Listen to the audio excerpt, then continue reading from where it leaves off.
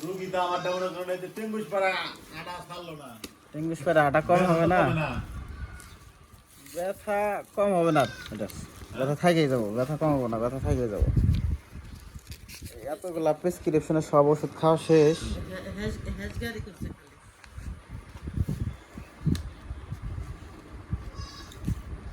Doctor দেখাচ্ছেন তো ভালো ভালো ডাক্তারই তো সাহায্য দেওয়ার দরকার।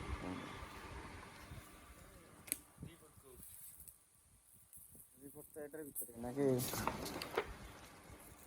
এগুলা তো এমআরআই। খবর কি তখন আমি সুস্থ। কেমন সুস্থ করা আপনি আগের গেলেই তো বলেন কি সমস্যা, ডাক্তারের কিসের কথা বলছে? এই যে এই জায়গায় করলে হুম। মানে শব্দ হয় দেখি সাথে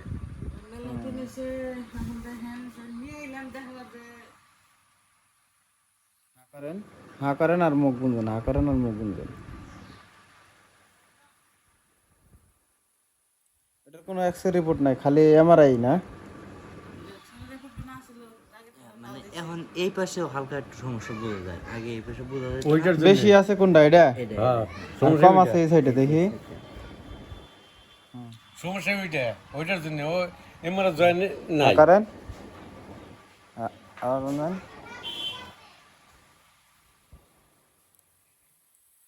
ওটা যখন আপনি হা করেন না, হা করলে মানে আপনার নিচের চাপার যে দাগটা আছে না, ওটা দেখে বোঝা যায় যে পয়েন্টের থেকে সরে যায়। হ্যাঁ হ্যাঁ হ্যাঁ আবার যখন মুখ মুঞ্জে, ওইটার জন্য তো এটা আবার যখন মুখ মুঞ্জে তখন আবার জিনিসটা পয়েন্টে আসে। আসে হা করলে তাই এক না? শব্দ, আবার বন্ধ করার সময় ওই শব্দটাই রিপিট। আর এগুলা হচ্ছে কি জানেন, আপনি কি কি ওষুধ খাইছেন? এখানে কি কোনো সমস্যার কথা? এই জায়গা আপনার ব্যথার ওষুধ আছে, অ্যান্টিবায়োটিক আছে, জ্বরের আছে। এটার মধ্যে অ্যান্টিবায়োটিক, ব্যথা, ঘুমের, আবার অ্যান্টিবায়োটিক। এগুলা কি লিখছে এগুলা?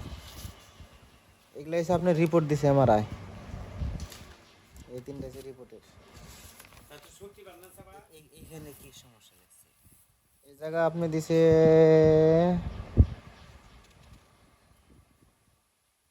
মেডিকেল, এগুলো আপনার গ্যাসের ওষুধ দিছে বিকল্প।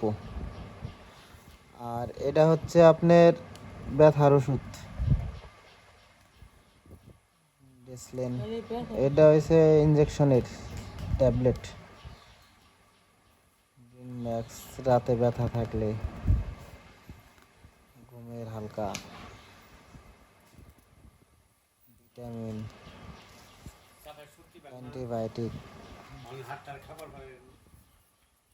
Capsule D 4000 voltage. মানে বেশিরভাগ সময় এখন আর কি প্রতি সপ্তাহে। জায়গাটা মানে যাতায়াতে ধরে আপনার এই জায়গায় শুধু ওষুধ দিছে, এই যে এতগুলা যে ওষুধ খাইছেন। ভাই ইমরান ভাই ভাই। নাকি ইমন, হ্যাঁ ইমরান। যে এতগুলা যে ওষুধ দিছে, ওষুধ খাওয়ার পরে আপনি কি উপকার পাইছেন? কিচ্ছু না, এই আমার সমস্যা যেটা ওইটাই মানে যেরকম সমস্যা ছিল এরকম ডাক্তারের সাথে পরে যোগাযোগ করেন নাই? করছি। যে আবার আপনি repeat, যতগুলা, এই যে একটা মানে এটা খাইছি প্রথম, হুম, এটা খাওয়ার প্রথম না, পর- এটা লাস্টের মনে হয় না সম্ভবত। না এটা প্রথম। আপনার হলো এখানকার মধ্যে এটা প্রথম। মানে এটা সবার নিচে আছে কিন্তু। হ্যাঁ হ্যাঁ মানে এখানকার মধ্যে হ্যাঁ। এখানকার মধ্যে ওইটাই প্রথম। ওটার পরে হুম, এই যে এই সর্বপ্রথম আমি এই ওষুধটা খাইছি বোধায়, এই যে এইটা বোধায়, এই ওষুধ খাইছি। খাওয়ার পর এটা কোন ডাক্তার দেখাচ্ছেন? Faiz Mahmud, medical officer. মেডিকেলের অফিসার তো ভালো ডাক্তার। এটার পরে দিছে আবার এই ওষুধ। হুম, এই- ফয়েজি।